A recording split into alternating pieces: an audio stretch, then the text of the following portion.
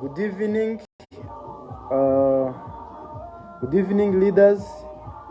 Murambabarira nakerereho gato kubera ikibazo cya connection, ariko ndizera hano turi kumwe cyane. Umuntu wese uri buze kubasha kubona screen akaba ari kumbona neza, kumva n'amajwi, anyereke comment, anyereke ko turi kumwe. Twihutishe tujye kuganira ku munsi wa kane wa Victorious Awakening Week. I'm very happy for this. Nishimiye cyane kuba nabonye uyu mwanya wo kuganira namwe. Ndashimira by'umwihariko CEO de Victorious akwiremeye Samuel Global Ambassador wantumiye kugira ngo nze kubana namwe. Nkashimira by'umwihariko top leaders. Natangiye kubona abantu bari live, nyaboneka mumpereze comment, munyereke ko mwambonye, munyereke ko muri kunyumva, munyereke ko turi kumwe neza cyane. Ariko dukora na share ku yandi ma group kuri status zacu kugira dutumire n'abandi.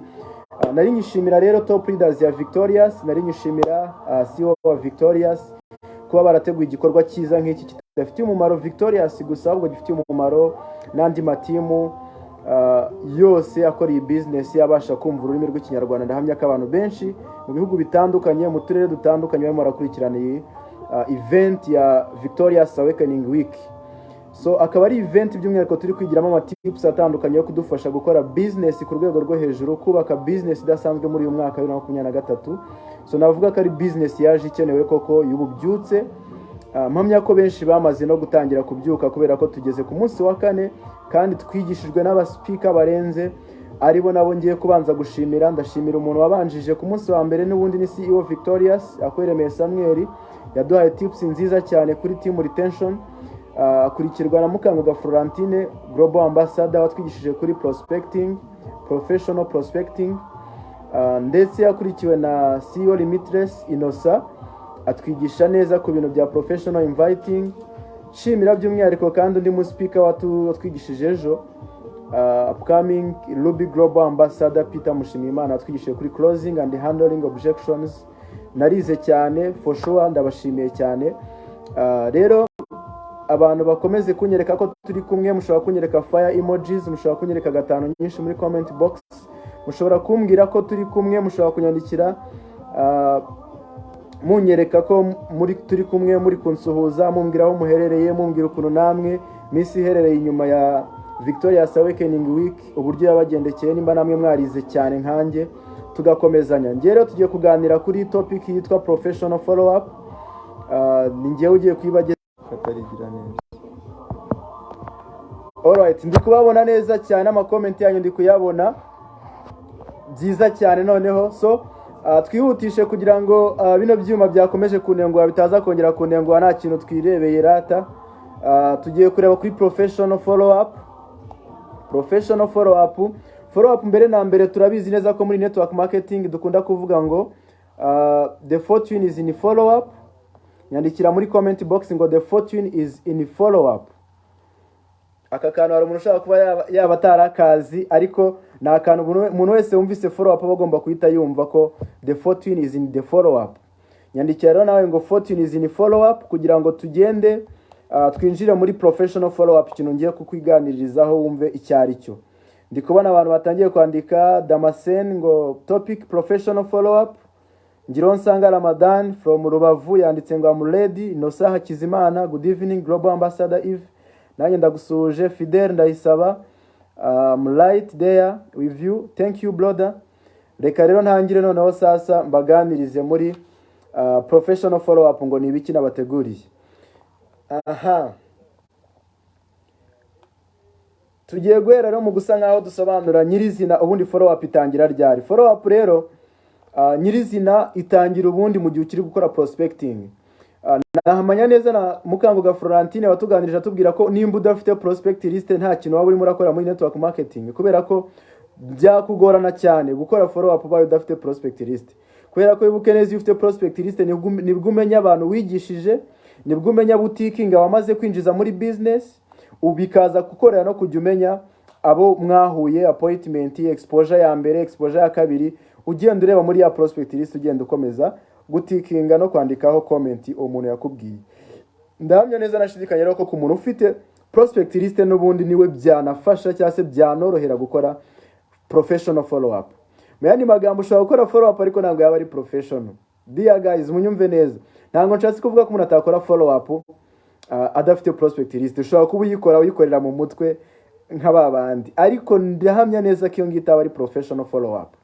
Rero ndagira nkusabe wowe uyu munsi tuvugana utangire uvuge ngo ngiye kwiga noneho ko bakora professional follow up. Professional follow up ritangira ugiye cyagiye urimo urakora prospecting. Igihe urimo ura prospecting ugomba kuba uzirikana yuko uzakenera iyo list ya prospecting no mu gihe uri gukora follow up. Rero birumvikana ko follow up ntango itangira igihe wamaze kwigisha umuntu, ahubwo follow up itangira n'igihe uri prospecting. Cyagiye wungutse umuntu ntugende ngo mwandike muri liste, cyagiye wigishije umuntu ariko ntusubire muri prospect list ngo wandike ngo uyu muntu yize gutya, comment ni iyi ngiyi, exposure yindi ya kabiri azagaruka iki gihe, buryo baba wabyishe na follow up ntango yazakubera nziza. Nkomeje guha abantu ikaze rero. Nari ntangiye kuvuga kuri igihe follow up itangirira, ariko mwese mwiyumvemo ikaze muri Victorious Awakening Week.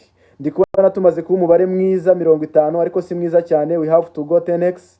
Nkorera share rero, iruhande rw'ibumoso rwawe kanda kuri share, ukureho link ugenda ushire mu magroupe yose ya champions, amagroupe yose ya Global Rwanda, ahantu hose wumva uherereye, aho mbega waje kuri platform uturutse, genda nabo basangize amakuru yuko twatangiye kujya nabo baze tubane kuri uyu mugoroba. Nari ndi kuvuga rero igihe professional follow up itangira muri prospecting. Nyandikira muri comment box ngo follow up itangirira muri prospecting. Nyabuneka nimba utakoze prospecting nziza, udafite prospect list ngo ugira ahantu ugenda unotinga, ucyunguka umuntu umenya ahantu ujya kumwandika, umaze kumwigisha bwa mbere umenya aho ujya kumwandika, indi exposure muhana umenye kuyandika, comment aguhaye umenye kuyandika, yakubwira ngo nzatangiza 15, yakubwira ngo ngende interested kuri product. Ibyo byose nibyo bizagufasha muri follow up. Rero uba ugomba kuba ufite na prospect list. Bivuze ngo follow up itangirira muri prospecting. Indi tiri iravuga ngo nanone follow up ishobora nanone gutangirira muri closing. Cyagiye uri closing umuntu, hari utubazo ngiye kubwira ushobora kubaza umuntu, nubwo our lovely Ruby Global Ambassador Peter yabivuze hejo, ariko ngiye gusa nkaho nsubiramo tubazo tubiri twonyine ushobora kubaza umuntu tukagufasha mu kujya ukora professional follow up nyuma yuko mumaze gutandukana at first time mumaze kumuclosinga. Kujya byo bikora no mu yindi follow up, hari utubazo ushobora kubaza uyu muntu. Ndashimira abantu bakomeze kubinyandikira ko professional follow up itangirira muri prospecting. Nyabuneka nawe nimba uri kunyumva ubyandike, ariko kandi ndaba ndi gukomeza ngewe. Professional follow up nanone ahantu itangira mu kubaza abantu ibibazo mu gihe uri gukora follow up, mu gihe uri gukora nani closing. Muri closing rero ni hahandi uzabaza ibibazo bibiri. Ikibazo cya mbere kiravuga ngo nyandikira rimwe muri comment box numve ko witeguye kumva kino kibazo cya mbere, ubundi nyikubwire. Ikibazo cya mbere ushobora kubaza kikazagufasha ukazakigenderaho mu gukora professional follow up. Ikibazo cya mbere kiragira giti: ese ni iki wakunze cyane kurusha ibindi? What did you like best? Ni iki wakunze cyane kurusha ibindi hagati ya product ndetse na business? Impamvu icyo kibazo nkigarutseho suko Ruby Global Ambassador Peter atakivuzeho, ariko nje kukivugaho ngiye nk'ikintu kinagufasha muri follow up. Impamvu ni ukubera iki rero? Dufite abantu bakora amakosa menshi cyane yo kuba mu gihe bari gukora follow up ushobora gutumira umuntu ukamubwira ngo kwa kundi tuvuga ko muri follow up na turaza kubigarukaho neza muri concept za follow up. Hari aho tuza kuvuga yuko muri follow up ugenda ugarura umutumirwa akongera akagaruka kwiga, aho bavuga ngo the purpose of an exposure is to set up a next exposure. Ariko ako kantu ndagira nkubwire ngo uramutse utarabashije umuntu icyo akunda cyane kurusha ibindi, ngo umenye byibura ngo ninjya kongera kumutumira nimba ari umuntu uri interested muri product, nzamutumira mubwira ngo kuwa gatanu ejo hari mega sizo tuzadufite umutanga buhamya wakize indwara nyinshi cyane zikomeye akoresheje za product nayo wakunze, uzaze ndagutumiye saa 8. Urumva aho ngaho nabanje kumenya icyo umuntu yabaye interested muri cyo, bituma mbasha kumutumira none hari icyo kintu ndi kwibandaho.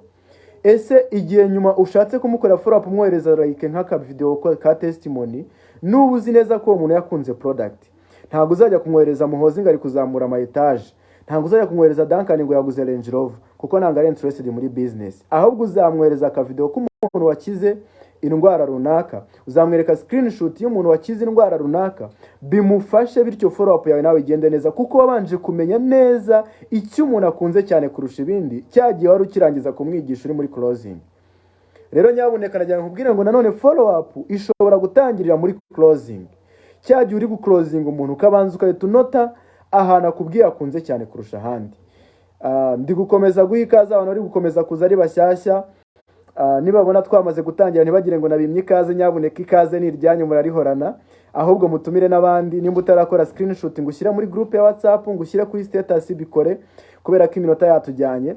Icyo ndi kukubwira rero nuko professional follow up ishobora gutangira muri cya gihe urimo uranakora closing, aho uzabaza umu prospect wawe ngo ni iki wakunze cyane kurusha ibindi hagati ya product ndetse na business, kugira ngo uzabone aho wibanda no mu gihe uzaba urimo urakora follow up, umutumira bwa kabiri, umutumira bwa gatatu, mwoherereza se utu video twa testimony, ibintu nk'ibyo ngibyo.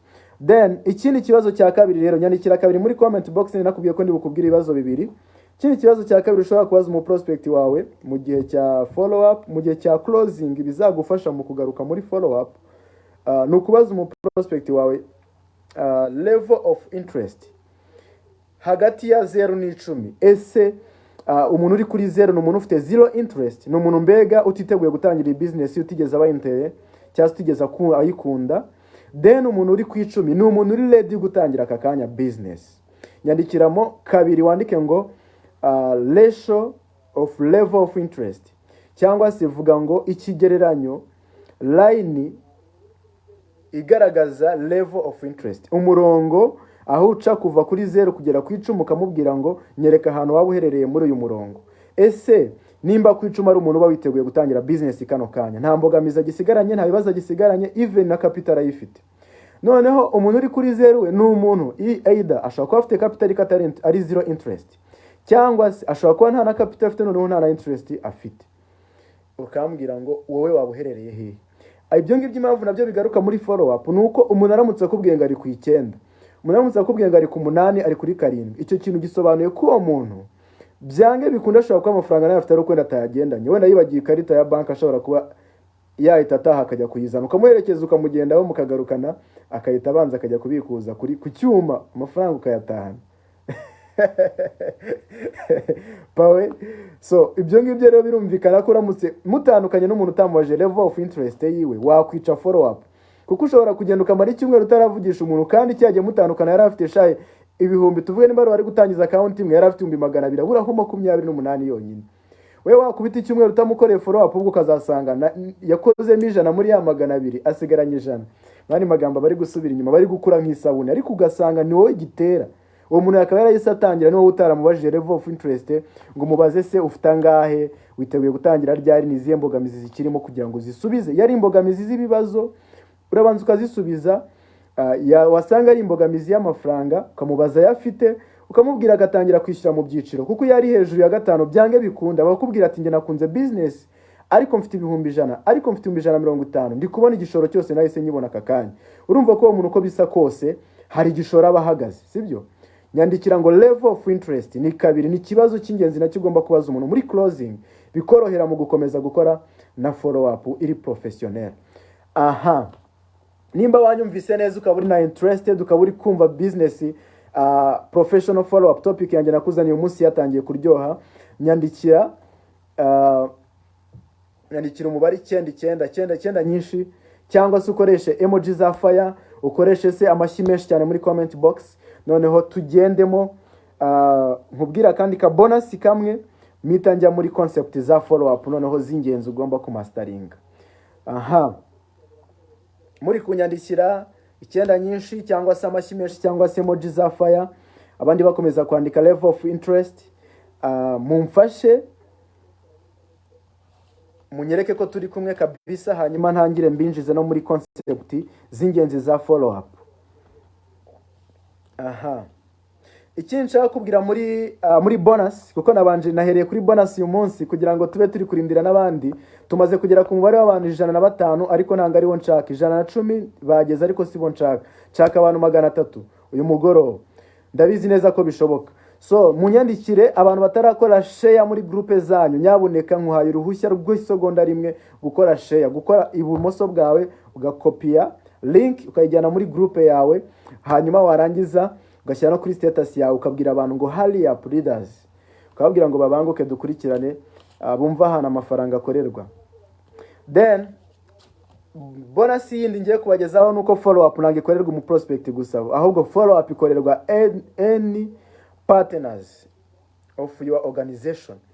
follow up ntabwo ikorerwa ndagasubiramo, follow up ntabwo ikorerwa mu prospect gusa, ikorerwa n'umuparteneri wawe. Impamvu benshi mu isomo Kiyosaki yatuganirije, impamvu benshi twinjiza abantu ugasanga ejo ntabwo tugifite, ni ukubera ko iyo winjije umuntu follow up wamukorera agakiri mu prospect urayihagarika, kandi nabwo aba akeneye follow up ya danje.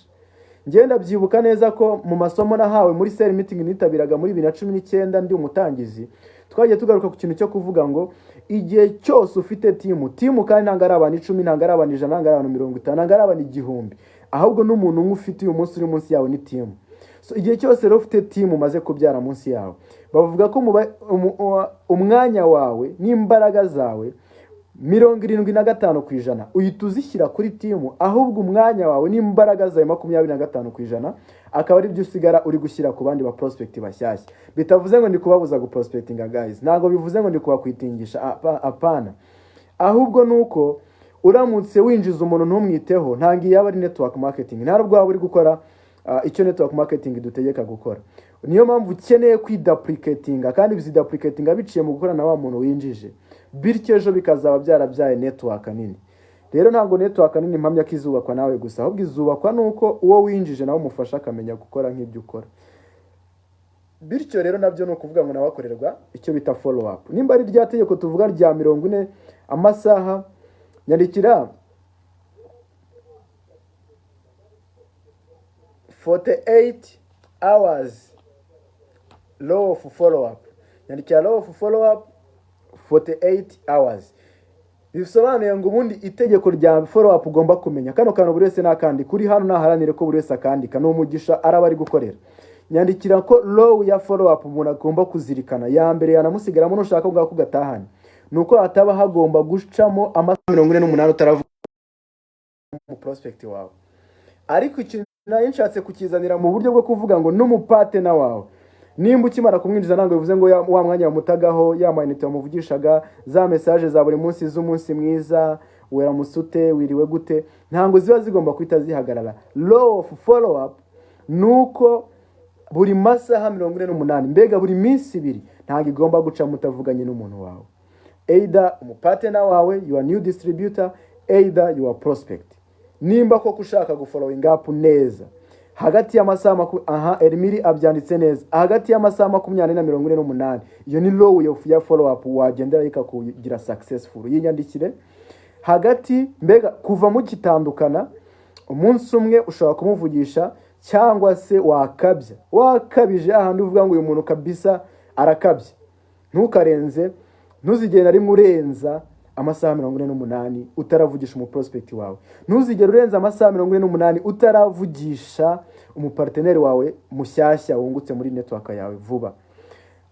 Ndi kubona benshi bamaze kubyandika. Thank you so much. CEO Victorious namubonye, CEO Akoyiremeye Samuel ndi kumubona. Ubahwe brother, ndacyagushimira cyane kuri training mwaduteguriye na Victorious. Nshimira ba Elmiri ndi kubabona hano, aba top leaders ba Victorious, ba Ngiro Nsanga Ramadan, ba Omben the Boss nagiye nkomeza kubabona hano. Nyabuneka mwubahwe cyane. So dukomeza bonus zanjye naho ngaho mbaye nzicumbikishirije, ariko mbibutse muri muri bonus nateguye navuzemo ko nzibibukijemo gatoya, nuko follow up itangirira muri prospecting, ikindi follow up igatangirira muri closing. Ikindi navuze ko muri follow up ubundi ntago ikintu kigenderwaho cyangwa ikintu kiba ari ingenzi, ntago muri follow up ikorerwa aba prospect gusa, wikorerwa n'aba partenaire d'affaires, igakorerwa abakiriya wungutse. Ntabwo ari prospect wo kujoininga gusa, harimo prospect wo kujya muri wo kugura product, nawe akorerwa follow up kuko umunsi yakubarije ngo iyi ugura ngahe ntabwo ari waguriraho. Kandi iyo umuretse gukomeza kumuvugisha ajya kwishakira abandi akabagurira, ko hari n'abandi bazaba bazipostinze ejo, hari n'abandi arebera status bazipostinga, yewe bafite na mwene wabo unazicuruza. Rero wowe nimba yakubajije ukagira amahirwe yakubajije, warangiza ukarenga amasaha 48 utamuvugishije, azaza kungurira, nicyo nakubwira cyo. Nimba ari umupartner azaza kunjoininga, nicyo nakubwira cyo. So ukeneye gukora follow up ili serious. Niyo mpamvu bavuga ngo the fortune is in the follow up. Then nyandikira ngo nimba tukiri kumwe, nyandikira some important concept of follow up. Noneho tugiye kureba important concept enye zonyine nizo tugiye kurebaho as a summary za follow up. Nyandikira concept of follow up konyine karahagije, concepts of follow ups. Then ngiye kwita nkubwira concept ya mbere iri kuvuga ngo follow up is doing what you said you would do. Follow up ni ugukora icyo wiyemeje ugomba gukora, icyo wemereye umuparteneri icyo ugomba kumukorera, icyo wemereye umukiriya wawe icyo ugomba kumukorera no kugikora.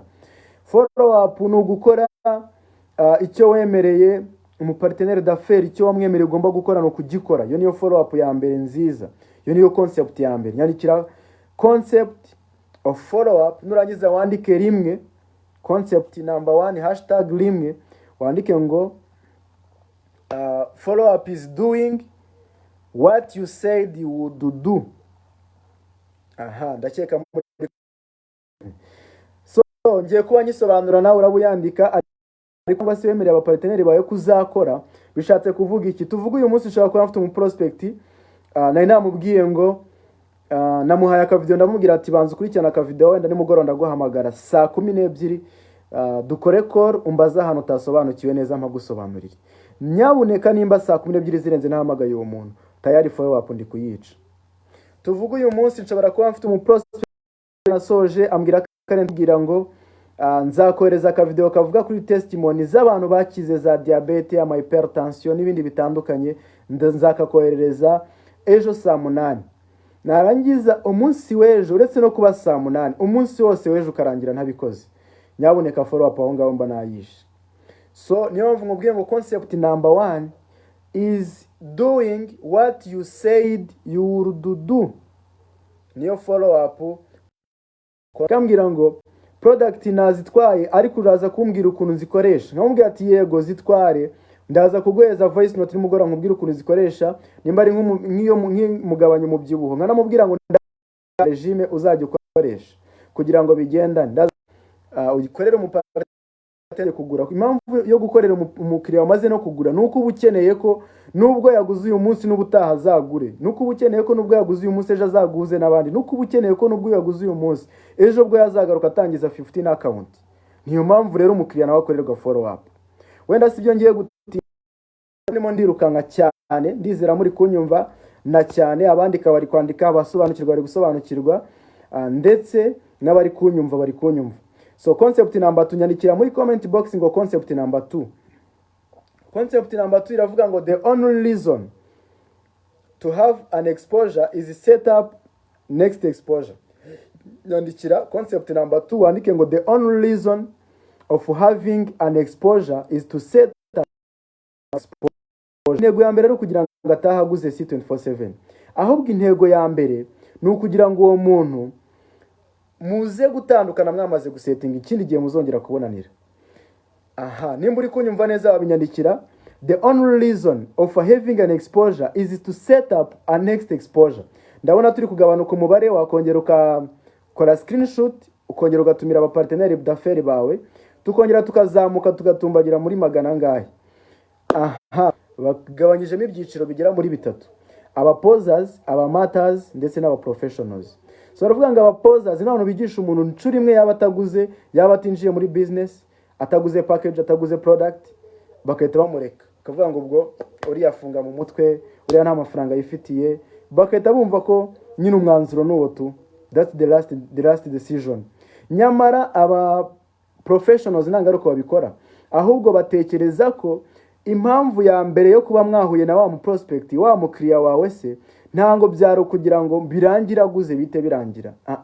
Byaro kugira ngo muhure agire habeho education and understanding. Nyandikira ngo our main goals is educating cyangwa se education and understanding. So nukugira ngo abantu tubigishe bagire gusobanukirwa, niyo main goals. Nyabuneka binyandikire.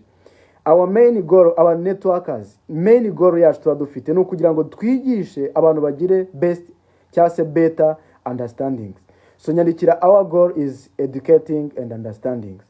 So intego yacu twebwe no kwigisha abantu bagasobanukirwa. So ntago intego yawe yo guhura no prospect bwa mbere yo kugira ngo joining, ntago intego yawe yo guhura n'umukiriya wawe bwa mbere kugira ngo ahita sigaguze.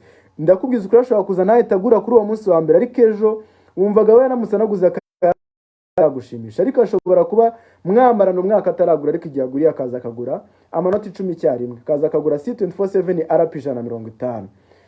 nimba uri connect kuri ibyo bintu nyandikira I connect.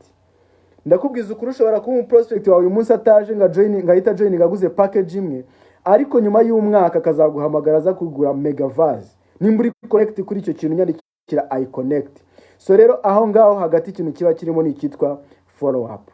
Rero biranditse ngo nyamukuru yo guhura n'umuntu mwahuye wa mutumirwa watumiye ni ukugira ngo musettinge kindi gihe muzongera guhurira.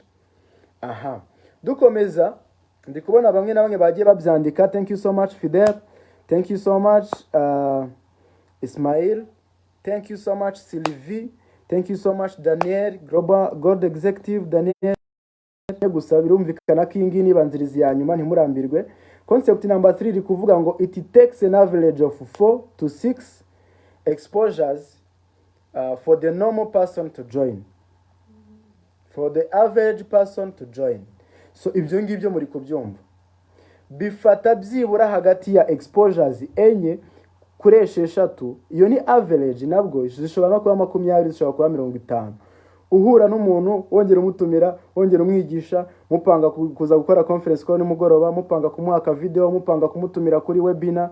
Webinar ni online presentation kuri Zoom tuvuge, mupanga kumutumira muri mega sizo yitabira, mupanga kumutumira muri event yabereye Marriott, yabereye hehe ya company yitabira, ariko ata joining. So rero icyo kintu nimba uri kucyumva, ndiko nanu wanditse I connect, Sio Limitless yabyanditse, Siriake yabyanditse. So nkomeje gushimira hano turi kumwe hano, Irakoze Pio ndi kukubona, mwese you are most welcome. So icyo ndi gushaka kubabwira hano kuri concept number 3 muyinyandikire, mwandike ngo it takes an average of 4 to 6 exposures for the average person to join. Bishobora gufata hagati byibura ya appointment enye cyangwa se meetings enye cyangwa se presentations enye kugeza hagati yenye n'esheshatu kugira ngo mu average person byibura a joining. So rero nimba uri kumva ruko nguko biba bimeze, nyaboneka ikintu nahita nkubwira amaha ni igiki, nuko ugomba kwitondera kujya wiromarikamo yuko umuntu utumiye ku nshuro ya mbere agomba kuhava joinings. Yego ni byiza, ntago nkubwiye ngo umunsi azaza yaje yakenyereyeho ngo uzayamusubiza yatahane. Oya, umunsi uzamuganiriza ukumva ageze muri level of interest ari ku 9 ku 10, ntuzamere ko agenda atayaguhaye. Nibi nabango ngo uzamuherekeze nimba ari karita yari bagiye ya banki, umuherekeze muyizane. Ariko ndayamubwire ngo ugabanye ikintu cyo kwisettingamo ko umuntu guhura kwawe nawe bwa mbere ari ukugira ngo ahita joining. Guhura n'umukiriya bwanyandikira kugira ngo tujye kuri concept number 4. Concept number 4 iri kuvuga ngo muranyanganya ndi kwihuta. Concept number 4 iri kuvuga ngo condense exposure for better results.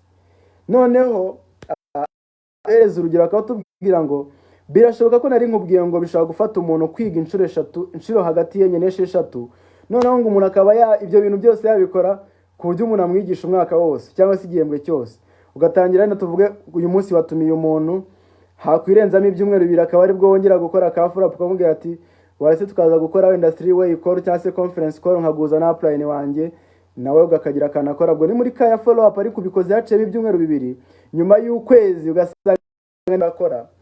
Batubwira ko mu gitabo cya GoPro baratubwira ngo ibyo bintu bishobora gutuma ngo people are too busy ngo and people are distracted by life.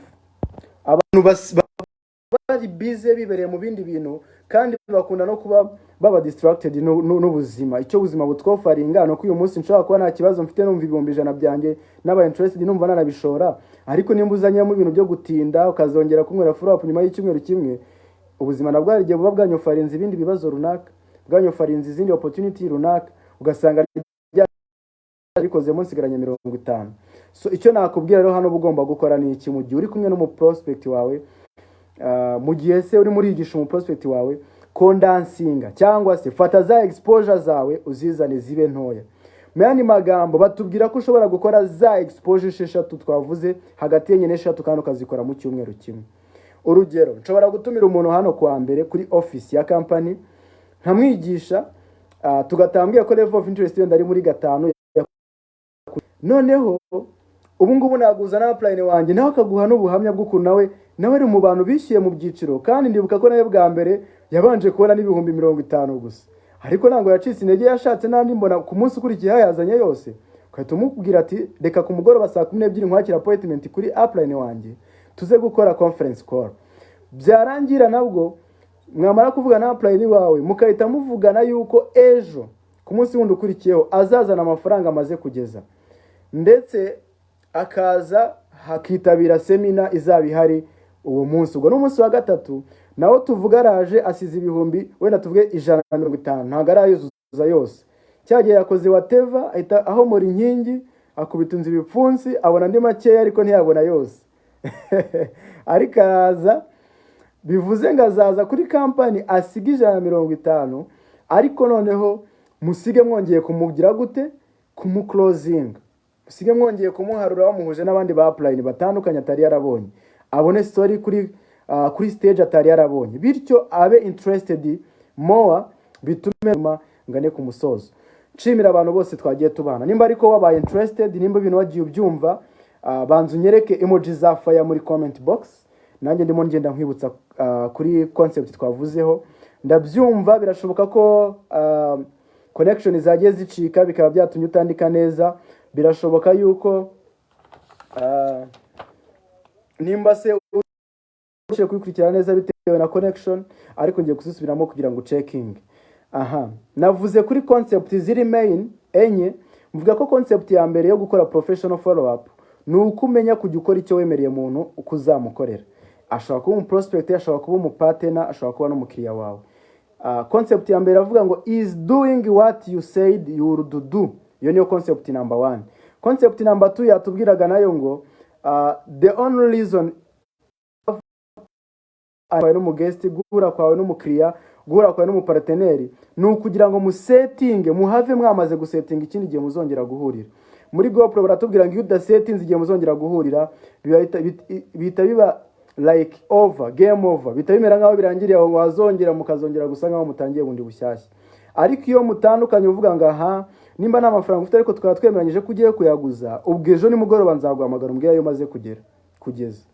Nimba umbwiye kuri bubiganirize ni handi uzanamukorera follow up, ariko wamukorera follow up ugasanga umuntu yari yabivuyemo, ugasanga nta n'ikintu usegeza akora, n'ugakubwiye ngo azaguza ngo azahita akubwira, ariko ugamuhamagara nk'ejo ugasanga nta n'ibihumbi 20 aragera, kubera ko ntiwigeze umubwira ngo ejo nimugoroba nzaguhamagara tuvugane umbwira aho yagejeje. Niba uri umuhanya ako kantu bituma ubwe yiremamo commitment, akavuga ngo ngiye kubikoraho whatever it takes kugira ngo ejo even tuvugana, ejo Kiyosaki nituvugana, ejo Anselme nituvugana azambwira aho bigejeje, nzamubwira aho mbigejeje kandi nzamuhereza irita nziza. Ngira ngo muri kunyumva neza cyane. Then concept number 3 twavuze ko bifata byibura average ya 4 no kuri 6 cyangwa se appointment ane, hagati ya 4 na 6 umuntu agomba kwiga ayo presentation yose, ukamutumira inshuro zirengenye kuri company, agenda agaruka atara joining. Noneho uri muratumira umuntu rimwe kabiri ngo abantu narababuze, ngo abantu ngo banze kwinjira, wabatumiye rimwe. Ese basi kuvuga ngo abantu bose ngo ngira ngo abantu banjye bose ngo narabigishije byararangiye, ese wari wabagarura bose kuri company abo wigishije bose baranabagaruye baragaruka? Ese abo wigishije bose baranababwiye ngo reka dukore conference call nayo megavazi cya 15? Niyo mpamvu. Hanyuma rero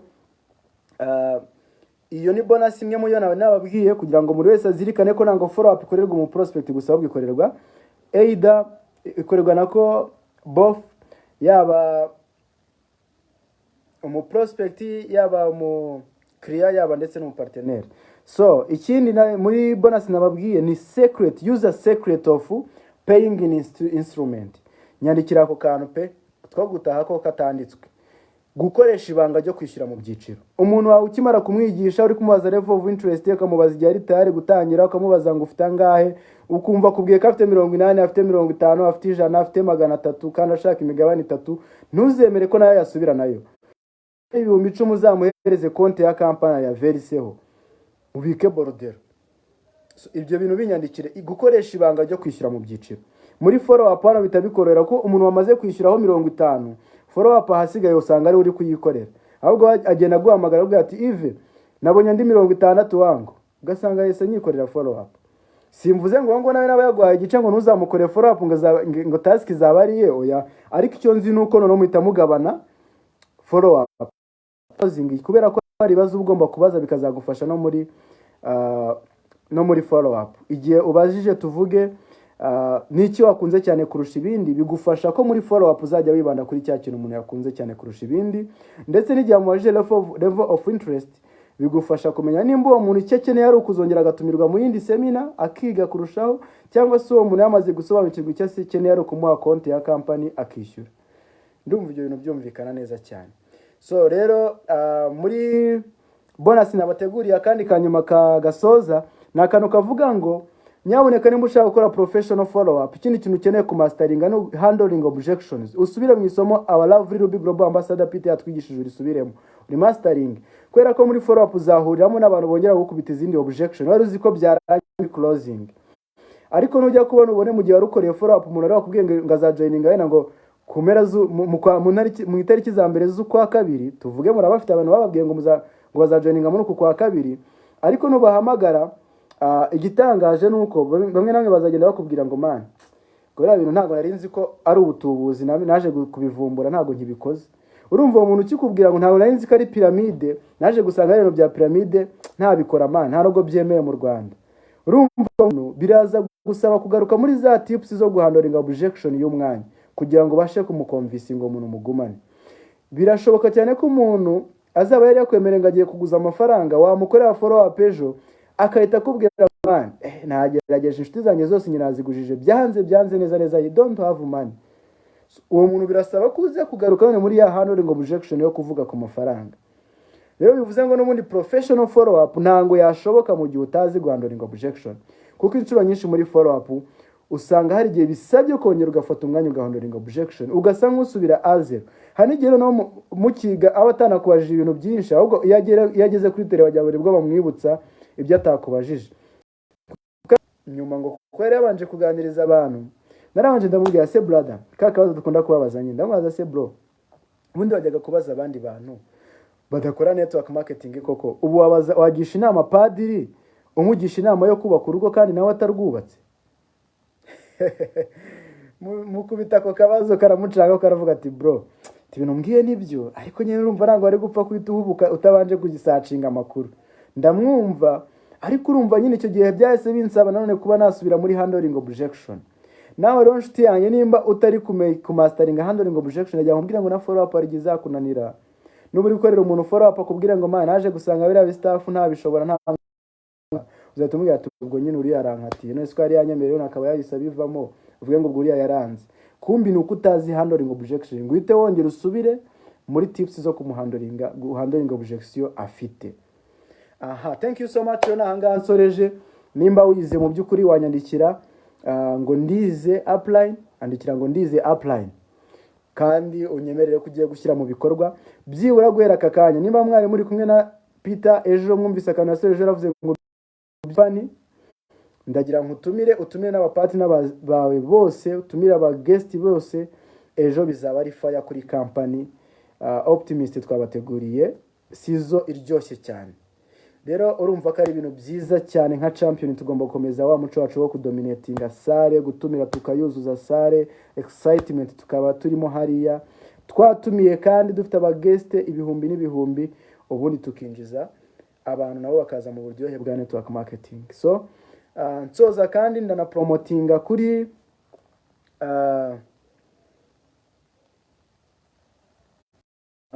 ndaza no promotinga kuri event ndiko nabantu bambwira ngo bize, ariko ndashaka no gupromotinga kuri event ya Victorious Awakening Week nangirangiye izasoza ku cyumweru. Bivuze ngo turacyasigaje abandi ba speaker beza